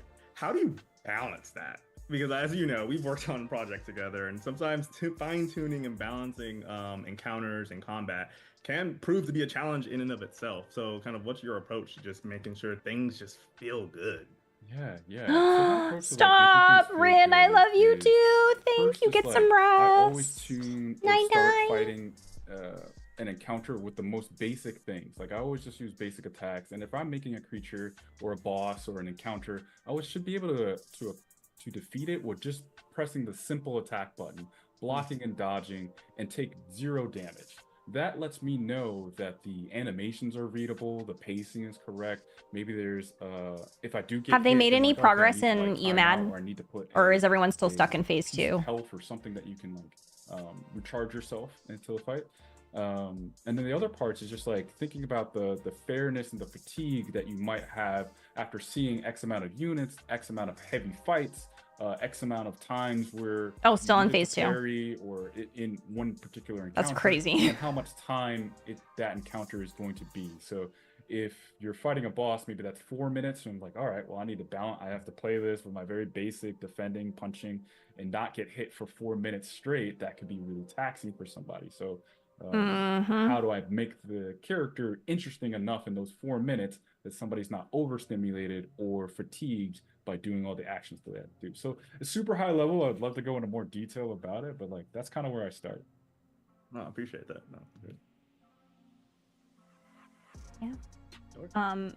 I think something that I'm really curious about too, like when you're doing the balancing, like what is your, I guess, the priority you think about in terms of combat? Because I always think about, like, when I'm playing a game, do you think more about like the offensive, I guess, or like more of like the defensive, or like magical parts, or like I don't know if that makes sense, but like what do you try and prioritize, I guess, when you are starting, like when you're planning that out for combat? So, it's you know, we were saying dialogue before, but it's really about the dance. Like, even if you go back to those movies that I was talking about, they're not really fighting, they're kind of like doing this sequence of dance moves, you know, so they're your dance partner. So how do you make this person interesting? It's not just about defense. If the player's just every time I see me, I'm like, oh god, I'm just kind of waiting for my turn, and then I parry, and then I just beat them up or something, right? So what other action verbs can we get? I need to dodge out of the way. Sometimes I need to parry. Is this my opportunity to take my turn back? It's hard not to cringe at myself. I'm gonna be so for real, but sometimes when I win, great, but sometimes it's still so cool. I'm very honored. I'm very honored to be a part of this. Start off with, how do we make this dance interesting? It feels very surreal. And the combatant have verbs where they can go back and forth with each other. How do I make it readable is the second part. Now that we have those verbs, you need to defend at this time. I need to signal to you that this is the move that you need to get out of the way of. And then this is the move that you need to block. Or this is the move that you need to interrupt, right? That's such a simple but good description of combat dance. It really is, right? Do you get at those attempts? If the player is getting hit once and the game is over, that can be really stressful. But maybe some attacks are more punishing than others. So now that's that signature kind of, and sometimes we call it like the signature kill move, where it's like, I need to watch out for that because it's just going to level me, you know? So, and then you just want to make that like a part of that core kit, that was the one interesting thing that I had to remember. And maybe I have a signature move too that I want to land. I need to be able to cleave him, but which way is he going to dodge? Is he going to left or right? And I feel really good when I pick the right correction, the right side. Steven, it is always a pleasure to kind of hear you dive into the nitty gritty of combat design. I've heard it several times, and every single time I feel like I leave learning something new. So thank you so much for joining us. Where can people find you on the internet? Yeah, you can find me on my LinkedIn, Stephen O with GBA, and Rika's just like, don't spoil. You craft battles that everybody can win, and it's always great meeting you guys. Thanks for having me. I'm back again to remind you of the XP Fund, because it was really cool. It was really cool talking to Steven. He's really cool. Again, extremely surreal to be talking to cool people. Granny used to tell me all manner of stories about rolling calf and how I'm used to start the countryside. About River Mama and the golden table she had take time guard out by flat. Ooh, hello. About the 3-foot horse and him not afraid of moonlight. About Old Hig. Can't wait for you to see yourself being an amazing host. About Crocodile Man and how you know if I answer me if him not 3 times. She even tell me about the La Diablesse, where there are 1 cow hoof and white. I imagine it's one of the reasons why some people, I always hear about like actors that don't watch their own movies, and I always imagine it's similar to that. Like, you know, there's things I could have done better. And all of that, but you know, it's a learning process. I am very critical on myself too, so there's that. Oh, this game is really cool. A menace intending tenants fencing, hence the location. Given that I've been living different morals, plural grievances of leisure, relieving numerals to the oracle. Sometimes it sounds look at the dog! Formulaic, my behavior to the Sailor Moon consumed dendrites. Not as a living aneurysm combusted. Another term turns families into nothing. For greater good, I get understood. I gotta remain afloat. No lane left standing. Get to be the dog you do. My quotes. I speak into existence. A brief relief condition. As someone from a Jamaican family, Duck, keep an eye on Ducky Detective. Hell yeah. My nature into value have you driven, live in nexus. Authority to the normally, formerly known, shown everything except for the weapons kept swept under anything. You get it?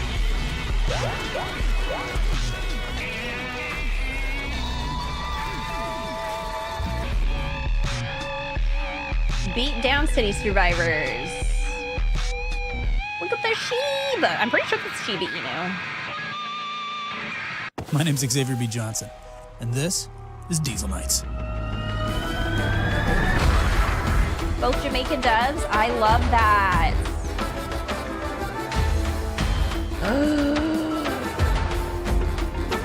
Mecca.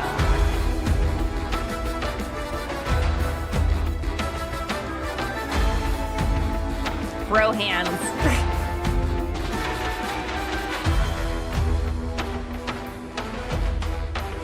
Diesel Nights. Hi, I'm Indigo Doyle, creative director at Pushing Vertices, located in Toronto, Canada. Roller where we're making Girl! Roller Girl, a slice of life adventure about Naomi, a 16-year-old girl in the 2000s, vibing with her rollerblades and her MP3 player. This game is a love letter to my childhood, rollerblading through the quiet streets of my hometown with my own personal soundtrack. I love. Okay, I'm gonna tell you a secret. I love the concept of this game. I love rollerblading and music. And that's why we spent a long time perfecting the movement in the game to make it feel smooth and purposeful. And when it comes to music, I already have this on my wish always list. have a soundtrack for how I'm feeling. In Roller Girl, the music is linked to the mood of the game. Changing the playlist changes your perception of the world, from happy to sad. Oh! The mood influences other characters' responses to you and your dialogue options. Key story moments also impact the mood. We are curating a soundtrack inspired by 2000s pop punk by connecting with local indie bands. Oh, it blew up So on far, we're Kickstarter? featuring Oh, artists nice. Narima and King Fabs. There's something about the way it feels to effortlessly Grip on glide down Rollings, a this is smooth really street. nostalgic. I love Your favorite that. music playing in your earbuds, and for a moment, it's like time stops, and you're just in a flow state. That's what Roller Girl represents. Your wheels on, your music up, and the freedom to move. The freedom to explore and learn about yourself as you go. You start the game having just gotten your first car, which breaks down immediately. Desperate for cash to fix it, Oh, no. you lace up your rollerblades and grab your MP3 player. You do odd jobs You're around rollerblading town, to K-pop? stumble into Oh, a nice. romance, and uncover a juicy town mystery. I don't know about you, but I used to spend a lot of time in my head. Back in the day, I would rollerblade around my hometown, inventing backstories for my neighbors. There's a certain charm to small towns, and I can't wait for you to poke around and find the little stories I've hidden behind fences and around corners. Thanks for taking this tour with me, and thank you to the Black Voices in Gaming Showcase. I can't wait to see you find your vibe in Roller Girl. I'm excited for this one. I mean, I'm excited for a lot of these games, but this one is like... This is just gonna be so chill. I love it. Life's like a playlist, you know?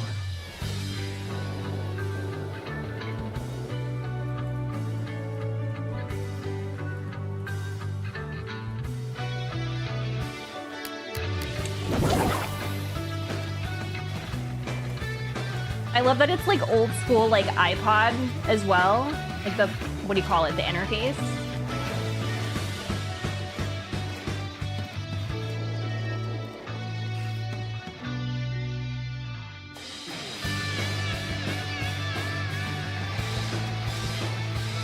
Oh yeah, Zune, yeah.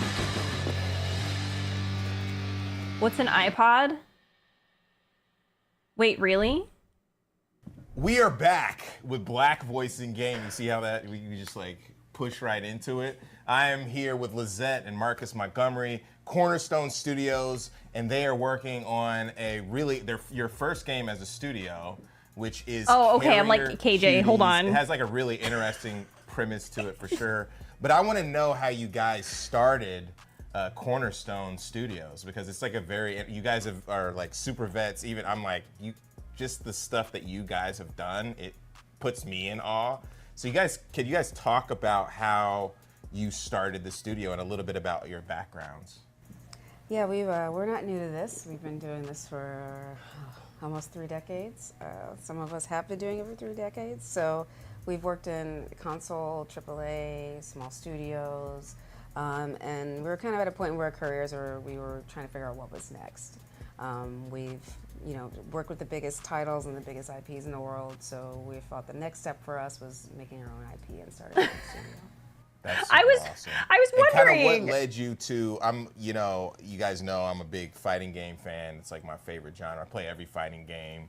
How did you kind of come up with this style of game and kind of want to make a fighting game for your first title? You know, a lot of this comes back inherently. I'm come from that arcade area, that arcade era where fighting games was really prevalent. I like that twitch, fast responsive sort of gameplay. It's a lot of the games I've worked on prior have had that, and so this is kind of just falls into that pocket. To really get into what inspired this, I think, Lisette, maybe we should talk about our grandson a bit. Mm-hmm. Yeah, we've got a grandson. He's 6. And we, one of the things we love to do is like break out old consoles and old games and just have fun with him and relive the nostalgia of, us playing as a child with our grandson. And one day we broke out the Dreamcast and put in Power Stone, and we were just having a blast. Particularly my grandson Morris, was having an amazing time. And we were like, what happened to this game and why hasn't it come back? And, and everyone we talk to has like such affinity for it. They're like, oh, I remember that game. Yeah. And they get this like the total like twinkly eye Aw. look to it. And I'm like, so what happened? And I was like, well, maybe if we bring this back with like a fresh IP and make it like, update the mechanics and, bring it into an area where co-play and like Hi, Book. team-based mechanics are sort of like pushed a little bit further. And so, that's how kind of got the ball rolling. Was just a fun playtime with our grandson. That's amazing. And you were mentioning this earlier, you have a collection of like a vast collection of games? Been collecting games for a very, very long time. We've, between the different eras, we even go back to the Atari, but the Dreamcast, PlayStation 1, Saturn games. Saturn? That's awesome. My first job in the industry was at Sega. And so, Really? Yes. So I have a huge affinity for Sega and their, the litany of games that they have. But we've been collecting and carrying a bunch of different. He's met Sonic. Media for a while, so our collection is pretty big.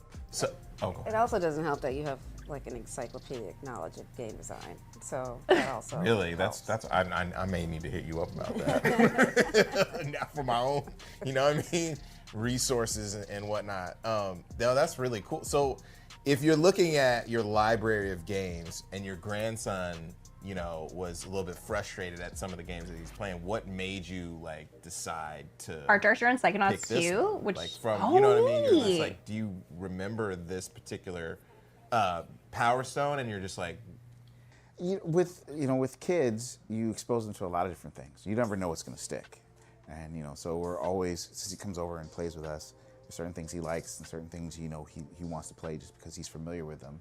But we also want to expose him to new things, and the Dreamcast is one of those things, and Power Stone is one of the many things that we tried. But that was one of the first things that he really attached, and he would ask about it. And it was a lot of it also is because I have the old arcade stick as well. So you had the arcade stick? Yeah, and he saw the stick and he was like, "What's that?" And I was like, "Come, son, let me show you what this is about." Yeah, fantastic to expose. Exactly, Yeah, and that's great. And we really love the fact that we found something we could connect with him, and we find that to be a very unique experience, and we want to make sure that how can we replicate that not just for us but for other people as well. There's a lot of nostalgia around these sort of games, and people of our age may want to be able to share it with the kids that they have, and we think that we have a unique way to kind of bridge that intergenerational play. That's cool. So rolling into this, Lisette, how did you come up with this particular game? And then can you talk about the premise of it, because it's extremely interesting. I think all good games that kind of hit the zeitgeist often reflect like the conversation we're currently having, and the conversation we're all currently having is AI. So like a 90s rap song. So I was like, you know, and there's assumptions that we all come to, which is like, you know, we're all going to eventually be killed by robots. So let's just play out to the worst scenario what that may look like and make it absurd and stupid. Oh man. So I started thinking about what a post-AI world would look like, and I'm like, well, our pets are still here, so of course they'd be the ones who take over the world. What would that look like, and what would they do with their free time? And then you start doing these really silly like world and logic exercises, and then you end up with some really wild story, and that's kind of how we ended up here. Carrier Cuties takes place in the future, where AI does what AI is going to do, and eventually humans are extinct. Oh my god! Essentially become sentient and take over the world we've left behind. And they build battle bots in the shape of their former owners to battle their primitive instincts. And that's sort of the premise behind this. So I want to play this so bad. So their owners straight up are gone. And then they're just like remembering their humans. Yeah. That's actually so sad. The pets didn't kill them. AI killed them. Yeah, AI killed them. Because I'm like, this is so sad. Yes. AI killed them. Like AI killed them. You know, Yeah. AI's gonna do what they're gonna do. Yeah. So let's jump into it. We're gonna play, and then I think it would be really interesting to just kind of go over the character design, the pet design. I want Ariel to build a battle bot of me if I die. Approach to art, you know, and that kind of thing. So I don't think Bilbo would build anything out of us. I think Bilbo would probably just like slowly waste away because he's not being fed. He would not care. Okay, so what's the character? So this particular character. This is essentially our boxer and our boxer. So essentially, the boxer pet is piloting his humek, as we call it. Humek. And essentially, they appear as humans at first. I'm depressed. As you sort of unlock super modes. I'm gonna add this to my wish list. Their robot abilities reveal themselves to you. That's crazy. So have you had? You guys have pets, dogs? Yes, we do. Because the scoop. That's notorious. That's when you're like, when you're like, what the hell are you doing? It's time for a bath. Yeah, it's you gotta handle that. You gotta handle that in pleasant ways. But you know, we really want to pull in the humor as much as we can of the characters that we have. You know, and you know, while this is still early, we want to be able to represent the humor and the character and the humanity of it all. So very much like the classic Power Stone game, you've got dive kicks. You can pick up and push different objects in the world. You can No, put tables, I love throw them this. at your opponent. Ooh. There's hazards in the world as well. Throw your opponent into the stove. If you hit them against that wall, you'll also see the barrels knocked out on them. So you can also use the world to your advantage. So I have like homing gloves. Yeah, the rocket fists. So how did I get this power up right here? So there's power cells, like you just, as you finish, much like the classic game, there's power cells that will spawn across the map. And if you're able to pick up 3, you're able to then transform into what would be eventually your pet mech. That's not represented in this prototype build, but that is something that we will have in the future. Wait, what does that mean? What do you mean? So oh my god! currently when you get your 3 power stones, you stay in your boxer form, but The recent Capcom collection, so yeah, I can definitely see the Power Stone influence. Yeah. Character with the new build, where you're actually going to switch to your phenomenal, pet. amazing. So you're gonna have more pet-like abilities once you get your super moves. Oh, I got deaded. You can see the pet mech in our current trailer. Oh, okay. Oh, that's right. Okay, that's awesome. Which we will debut, or we already have debuted. I mean, you guys debuted it, so you'll be able to see it. Yeah. People who were on site at the mix were able to see the actual maquette that I built for it. Oh, that was cool. So talk a little bit about like the kind of practical creation of the characters. Yeah, so one of the things when we were talking about what we wanted to do in the studio, I also wanted to change my process of how I created characters and assets, and try to take advantage of, you know, all the new technology we have with photogrammetry, and my natural ability to sculpt with physical material and clay. So I'm building all the characters in physical clay, scanning them in using photogrammetry, retopologizing them, and then animating them for for combat. And you can also see like the visual effects. So we're taking advantage of the style and uniqueness that we get from physical materials, and then also taking advantage of all of the wonderful things that I can't wait to Unreal see more 5 of this. affords us This is going to be kind so of push silly. the dynamics and the style. I'm and excited the for it. creativity of the characters in the world. So it's been, it's a nice mix for me where I get to get physical and use my hands, and then I can get digital and take advantage of, the advantages that come with that. So how does this differ from when you were at Double Fine? I mean, you've been, like you said, close to 3 decades. How does this differ? I mean, because you wanted to get it more hands-on, but when you were at previous studios, how did you develop art there? Because you were directed and all kinds of stuff. Yeah, I started as a character modeler for 12 years and worked my way up until I became like a lead and an art director. So most of my process has always been digital. Maybe at the beginning when we're kind of dealing with sketching and doing brainstorms and the loose sketches of a character, you get paper and you could get hands-on with some oil and paint. But once it gets into the 3D phase, often you're in a digital space. And so for me, I really wanted to take advantage of designing things physically first so that the toys feel great in your hands.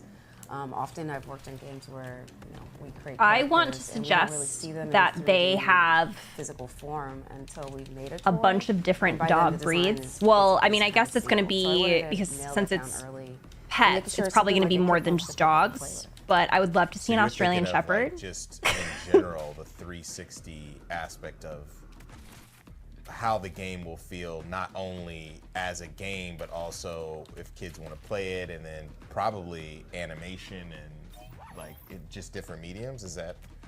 I guess I'm making assumptions right now. Yeah, I'm thinking more like the toy element. Okay, right? So I've worked on games where we, designed the characters and mostly digitally, and then when we get to the merch element, the designs fall flat.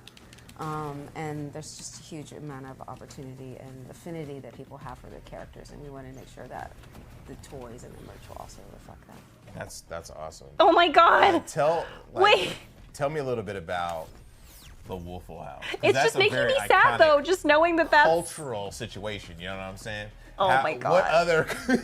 If they did that, you know the humans are all what dead. other kind of cultural references as far as environments are you guys gonna have? Because no one's really doing that. Well, we know, and if you think about this world that we've built, we've very much thought about how would these pets think, and if they're emulating their former masters, they would fight in the same areas that their former masters fight. So, Waffle House, Black Friday. Black Friday at the Wolf Mart or something like that. The Waffle House and Black Friday. The county fair. The county fair. The swap meet. This is going super you know what I mean? Coachella. Coachella? All these different things, right? Coachella. Outside the porta potties, all these, where do people fight? Where do people fight? I'm dead. The Waffle House. So, but the thing is, this is kind of an extraction. Exactly. It's an extraction of where would people fight. Well, essentially, if AI engulfed all of World Star, where would it tell you to fight? That is fantastic. In front of the Puppy Mon vending machines. That's crazy. So amazing. I want to see I know you don't have it in here, but the bystanders for people who don't have the dope mechs. We are actually. One of the things my grandson keeps asking for is he wants us to throw people through the window and then they have the people on the other side of the window throw them back in. So that is so I'm good. like, well, that's Ultimate Waffle House. So that's definitely going. I'm getting destroyed. Yeah.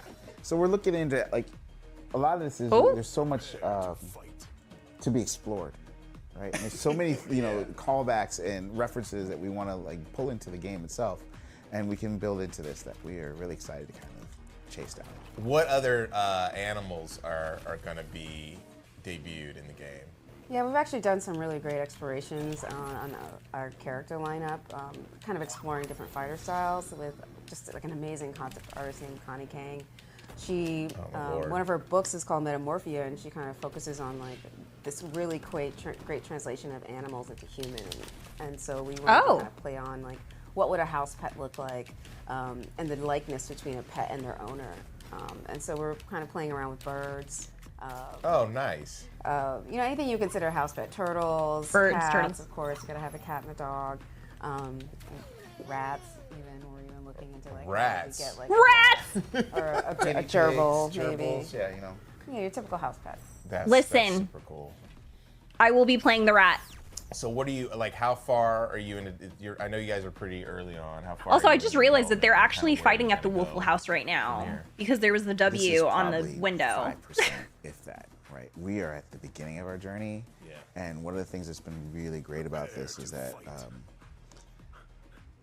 this is just even the start of our visual look, right? And there's still a lot of look development to go on. There's still a lot of mechanics to integrate. There's a lot of different things that I want to try and get into the game. I want to try and push this so that the game is very approachable for intergenerational play, so you can play with your kids. But I very much think of this as like play with your kids, put your kids to bed, play with your friends, right? And when you're playing with your friends, you want a little bit more depth. And I want to put a lot more. Oh shoot! I'll be right back, y'all. I'll be right back. Discoverable mechanics that can be in here to kind of push the play space a bit. You have games like Power Stone, where whenever you get knocked down, you only lose one power cell. I'm thinking, what if we added a little bit more skill into it, where if you throw an object and it's kind of not targeted or automatically thrown at the person, but you're leading the person and you hit them at a particular distance, it might drop 2 power cells as opposed to 1, right? Trying to find ways to add a little bit more nuanced play so that you can discover new tactics to outplay your opponents. That's interesting. Like, I remember, I'm a big fan of Power Stone 2. Power Stone 2 felt less of a fighter because the worlds were everything was moving and that kind of thing. But it'd be interesting to see what you guys do with the environments, even extending and that kind of thing. So that's awesome. One of the best things I think about Power Stone 1 or that sort of thing is we want to make sure that the game is focused on defeating the other team and working together with your partner to make that happen, right? The arena itself is a character, and we want to make sure that the arena kind of shines as well. Being able to kind of expand the play space, think of like being able to knock people through walls, as we talked about earlier, through the window, and then be able to fight in a parking lot, right? So there's a lot of places to take this game and to explore different mechanics and different events. Yeah, we really want to make sure the environment feels dynamic and that you can throw a character in front of a moving subway train, for example. Okay. At a time, a hazard. So we're kind of really looking at making the arena a character all its own. What did I miss? Did I miss Level anything? of randomness that makes every match fun. Yeah. And the pets aren't going to get hurt. Of course, that's why they're in the box. Okay, that's not your pet. Yeah, because come I was about on. to say, you throwing it in front of a subway, you can't. No. You can't. You can pet the pet mechs, but they're boxes. Okay, good. So the pets don't get hurt. So where can we find out more about Carrier Cuties, Cornerstone? You can find our Steam page, Carrier Cuties, Pets and Mechs, but we also have a site that you can go to. It's really easy, Seastone Int Studio, start page, and you'll be able to look out, find more about our Discord and be able to join, be able to wish list and even see more updates that are coming.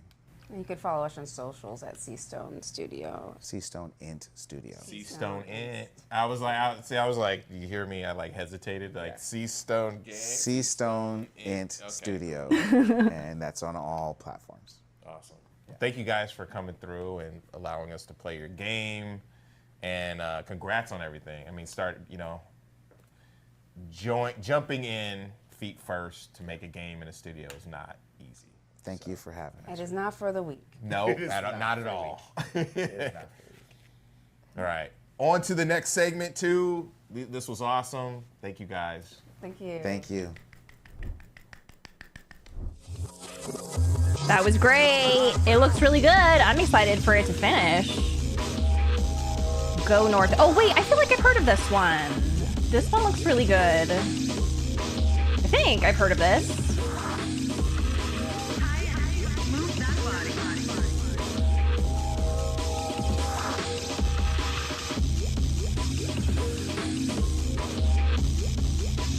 Hold on, y'all niggas playing with me, man.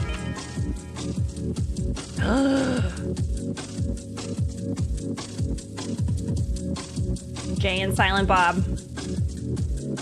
This looks wild.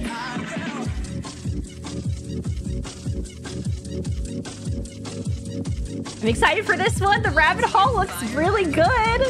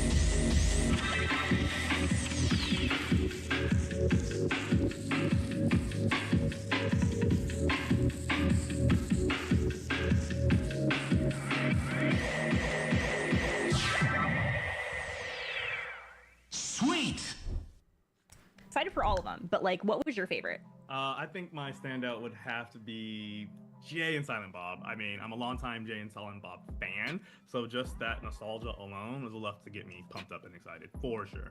Valid. Yeah. Real quick, I want to give a big shout out to all of our devs today, Jesse, Steve-O, and the entire Cornerstone team. Be sure to put a lot of those games, most of those games, on your wish list while you can, and we are going to toss it over back to Justin. Thank you, Curtis and Lori, for hosting the show. Great to see you guys, and loved those interviews. Love the devs and all the so good. Thank you all for tuning in, and the developers who are participating in these showcases and in this one in particular. Make sure to follow the developers on their socials, wishlist, buy, and play their demos. If you are interested in helping to fund some of those projects that you saw on the show, you could donate to the XP Fund through the QR code on the screen and connect with us if you're interested in additional investment opportunities. We have to give it up to our partners, no rivals, Aurora Broadcasting for being on the ones and twos, Raw Fury for helping to make this thing possible. All of the sponsors, yay! Thanks for including us again, Twitch, IGN, GameSpot, and Steam. Make sure to catch all of the other awesome showcases happening this week. There's so many of them. The Latin American Games Showcase, Women-Led Games, Southeast Asia Game Showcase, Frosty Games Fest, Wholesome Direct, Story Rich, Planet Play, India Game Showcase. Everything ever. It's crazy. My head's about to pop. Again, I am Justin Woodward, co-founder of Black Voice of Gaming and the Experience Studios platform. See you guys soon, and peace. You had to mocap that. That's amazing.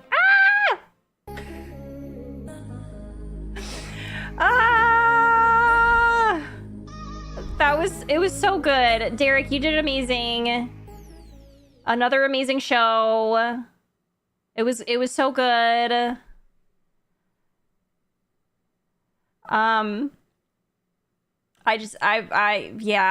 I was speechless. I'm so grateful I got to be part of that. It was wonderful. Really, really wonderful. Hell yeah. Thank you all so much for watching. Thank you for helping make another great show. Hope to continually convince you to join. Aw, I would be the honor. With the honor. Yes. Big round of applause for Derek for being the producer of Black Voice in Gaming. It's just every single show. So good. We have 30 minutes until State of Play. So, I was going to do a little bit more 14. Until then, I don't know how much progress I can make. Hang on. Let me turn this off really quick.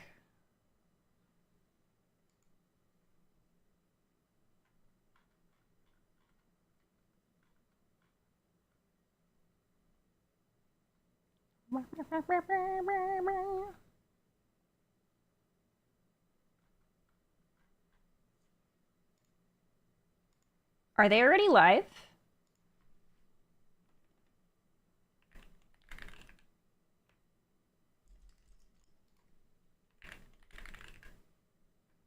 Oh, they're already live. Oh, they have a countdown going too. Okay. I'll have to go back and watch the beginning. Overslept, but yay. Oh, it's great. Thank you. Thank you. Oh my gosh, thank you everyone. Thank you all so much for being here and watching and supporting Black Voices in Gaming. Thank you so much. It really does mean the world. More focus. We should focus on indie devs, especially developers that are marginalized. What is going on? Okay, PlayStation broke. That's weird.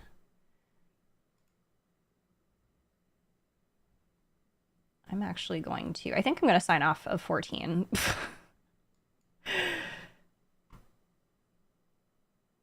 Okay, so, State of Play is next. I'm just getting everything set up first.